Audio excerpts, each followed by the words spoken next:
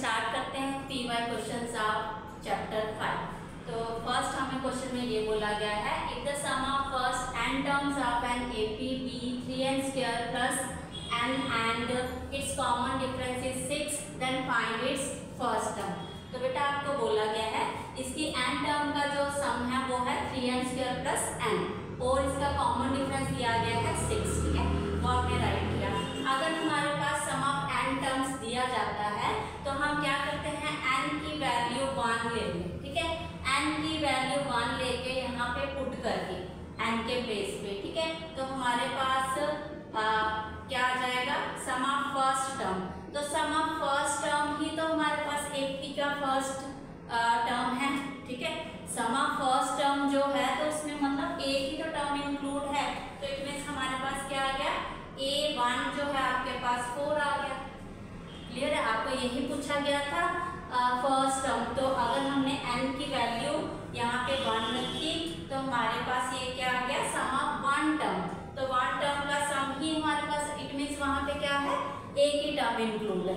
तो आपके पास जो ऑप्शन है D जो है इसका करेक्ट ऑप्शन आ गया। ठीक है, अब बोला गया आपको the sum of first 7 terms of an AP is this.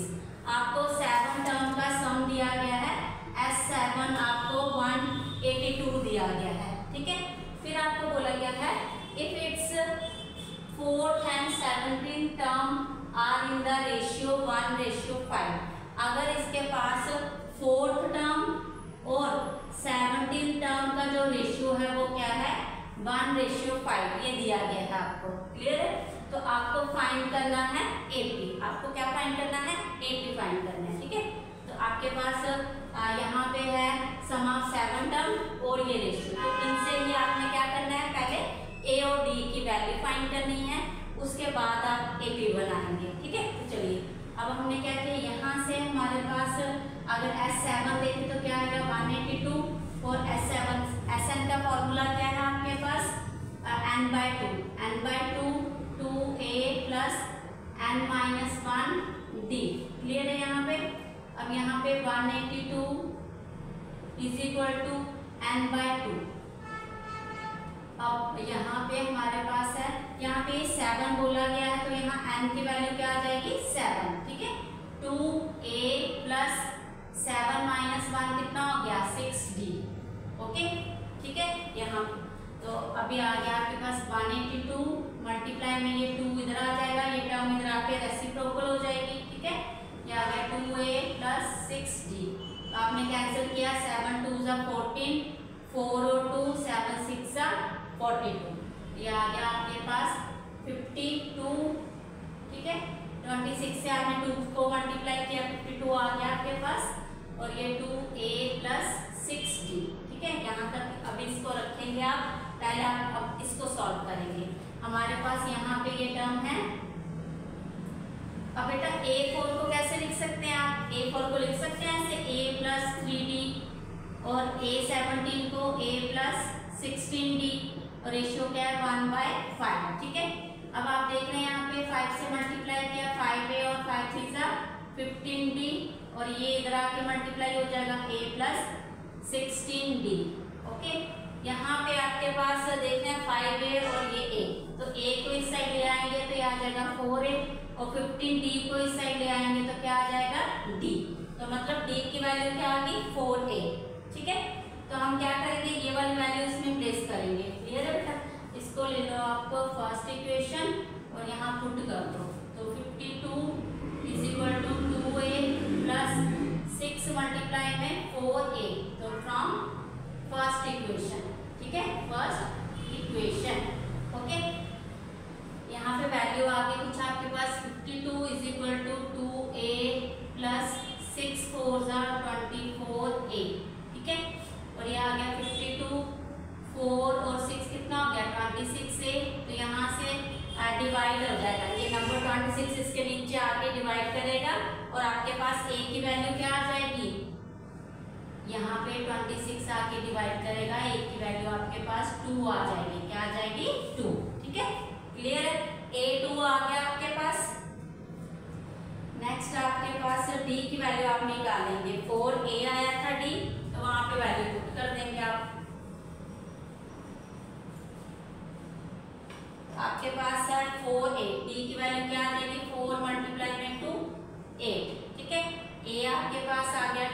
D, ये AP बनाएंगे अभी आप, ठीक है। AP क्या आ जाएगा, first term A1 2, second term A2 क्या होती है A plus D, 2 plus 8 is equal to 10, A plus क्या है A3 क्या है A प्लस 2D, 2 प्लस 2 और D कितना 8, तो ये कितना 8 = 16 और 2 18, ठीक है। तो AP हमारे आगे 2 10 18 इस तरह से AP आ जाएंगे आपके पास, ओके। चलिए अभी आप करेंगे next third question. Third question है आपके पास sum of first Q term, तो पहले मैं ये इरेज कर देती हूँ। चलिए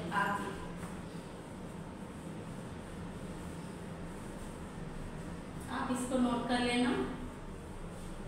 अब बेटा आपको क्वेश्चन में ये बोला गया है इसमें कि हमारे पास sum of first Q term of an AP is 63Q minus 3Q, तो सम ऑफ क्यू टर्म आपको दिया गया है 63Q माइनस 3Q स्क्वायर, ठीक है।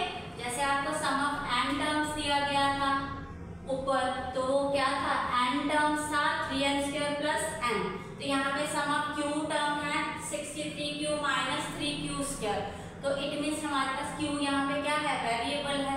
जैसे n आपके पास वेरिएबल, n की वैल्यू आपने 1 डाली, ऐसे ही आप क्या करेंगे q की वैल्यू भी 1 डाल के यहाँ पे फर्स्ट टर्म निकालेंगे, ठीक है।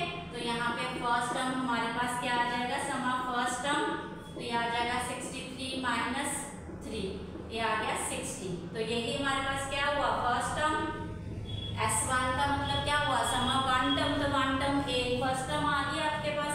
तो अगर हम सम ऑफ 2 टर्म निकालें, q की जगह क्या प्लेस करेंगे 2 का स्क्वायर, 3 और 2 3 2 = 6 और 6 2 = 12 माइनस 2 2 = 4 4 3 = 12, तो हमारे पास आ गया यहाँ पे 4 और 1 1, तो कितना आ गया S2 आ गया आपके पास 1 1 4। अब बेटा ये S2 जो है आपके पास क्या है सम ऑफ 2 टर्म्स, ठीक है। तो A1 प्लस A2 क्या बनेगा आपके पास S2, तो A1 आपके पास 60 है, A2 आपको यहाँ से मिल जाएगा, ठीक है। तो A2 = 114 माइनस 60, तो क्या आ जाएगा 54, ठीक है। अब आपको निकालना क्या है, if it's pth term is minus 60, अब आपको ये भी बोला गया है क्वेश्चन में इसकी pth टर्म जो है वो क्या है माइनस 60, क्या है वो minus 60। Find the value of p, आपको p फाइंड करना है, ठीक है। एंड A11 टर्म भी आपको फाइंड करनी है, क्लियर है। अब आप क्या करेंगे, आपके पास A2 A1 आ गया है, तो वहां से आप क्या करेंगे A2 और A1 से D निकालेंगे, तो D क्या होता है A2 माइनस A1, तो आपके पास आ जाएगा 54 माइनस 60, ये क्या आ जाएगा -6, D आ गया आपके पास -6। अब आप p टर्म जो है आपको फाइंड करनी है, वहां पे लिखेंगे p टर्म को कैसे लिख सकते हैं आप, AP = A plus p minus 1D। अब pth टर्म है, जैसे nth टर्म आप लिखते हैं an = A plus n minus 1D, ऐसे pth टर्म लिखेंगे, ठीक है। और p टर्म है -60, a आपके पास कितना आया था 60, a आया 60, p एज इट इज रखेंगे, और d भी आपके पास आ गया था कुछ -6, ओके। अब ये 60 इधर आके प्लस हो जाएगा, तो क्या हुआ प्लस नहीं सॉरी प्लस है, तो इधर आके माइनस हुआ 120 आ गया, ये इधर आके माइनस हुआ, ठीक है। अब ये है p -1 और ये -6 मल्टीप्लाई में है इसके साथ, ठीक है। ये इधर आके इसको डिवाइड कर देगा, तो ये आगे माइनस से माइनस कट 2, मतलब 20 वैल्यू आई, p -1 20। अभी p की वैल्यू आएगी यहाँ से, तो p आपके पास क्या आया, ये 1 जो इधर आके प्लस हो जाएगा 21, p आ गया आपके पास 21, ठीक है। A11 निकाल सकते हैं, यस कैसे, A प्लस 10D, ये वाला इरेज कर रही हूँ मैं, ठीक है, ये नोट कर लीजिए आप। तो हमारे पास A11 क्या होता है, A प्लस 10D, ठीक है, ये फॉर्मूला होता है। अगर A11 हो तो D के साथ 10 मल्टीप्लाई हो जाएगा, एक नंबर लेस। A कितना आया था आपके पास, A आया था आपके पास A1 60 प्लस 10, D कितना आया था -6, तो 60 माइनस 60 कितना आ गया 0, A11 आपके पास 0 आ गया, ठीक है। ओके, तो अब नेक्स्ट क्वेश्चन करते हैं।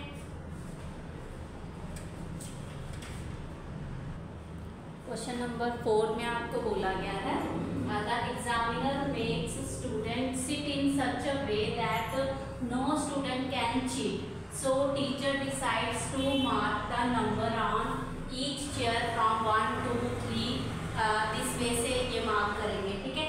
If there are 25 students and each student is seated at alternate position, फिर आपको ये बोला गया है स्टूडेंट चेयर पे नंबर लिखा जाएगा, बट टोटल जो स्टूडेंट है 25 हैं, उनको अल्टरनेट वे से बिठाया जाएगा, मतलब अल्टरनेट पोजीशन होगी उनकी, ठीक है।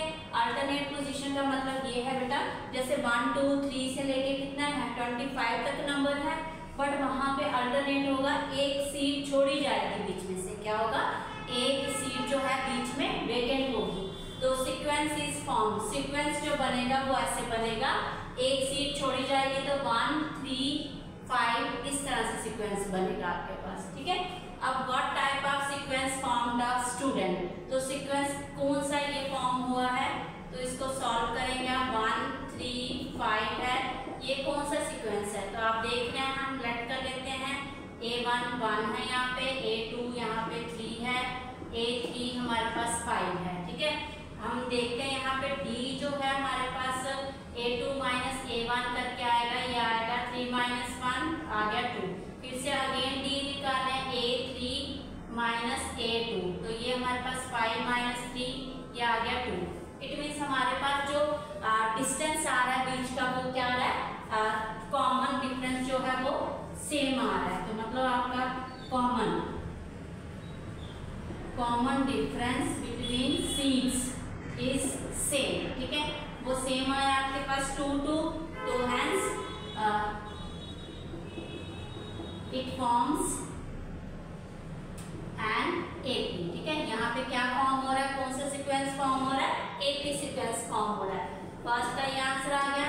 सेकंड आपके पास है बेटा, find the seat number of the last student, last student का सीट नंबर क्या होगा, तो लास्ट स्टूडेंट का सीट नंबर, जैसे लास्ट स्टूडेंट हमारा कौन सा है, 25 स्टूडेंट है, उसका सीट नंबर क्या होगा, तो A25 भी आप निकालेंगे, यहाँ पे A25 के लिए क्या फॉर्मूला है, A प्लस 24D, A की वैल्यू यहाँ पे क्या है 1 प्लस 24D क्या है 2, तो ये आपने 1 प्लस 24 को 2 से किया 48, तो ये 49th नंबर जो है जो लास्ट सीट का कौन सा आ जाएगा, what find the seat number, 49th number जो है उसका सीट नंबर होगा, ठीक है, जो लास्ट स्टूडेंट है। अब थर्ड पार्ट है आपके पास, what will be the seat number of 15 student, 15 student का सीट नंबर क्या होगा, तो A15 ही निकालेंगे आप, A प्लस 14D, तो A1 है प्लस 14D 2 है, तो 1 प्लस 28 29 सीट नंबर, जो A50 मतलब 15th नंबर वाला स्टूडेंट कौन सी सीट पे बैठेगा, 29 सीट पे बैठेगा।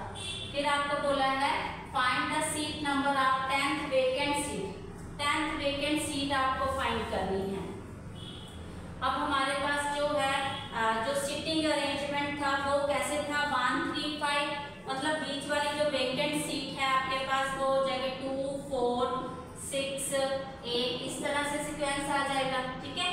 तो आपको ये बोला गया है find the seat number 10th vacant seat, तो 10th वेकेंट सीट है वो क्या होगा, तो यहाँ से अगर हम देखें A हमारे पास 2 है, D अगेन हमारे पास 4 माइनस 2 करेंगे तो 2 आ रहा है यहाँ पे, तो 10th सीट नंबर आप निकालेंगे, वो क्या आ जाएगा आपके पास A प्लस 10D, तो 10D के लिए यहाँ पे क्या आएगा, एक नंबर कम 9D, A2 है 9D कितना आपके पास 2, तो 2 + 9 2 = 18, मतलब 20th नंबर जो है वो 10th वाली सीट है वो कौन से नंबर पे होगी? 20th नंबर पे। वेकेंट सीट जो है आपके पास वो कौन सी होगी? 20th नंबर पे। ठीक है, होप आपको वीडियो अच्छी लगी होगी। Please like share and subscribe my YouTube channel. Thank you.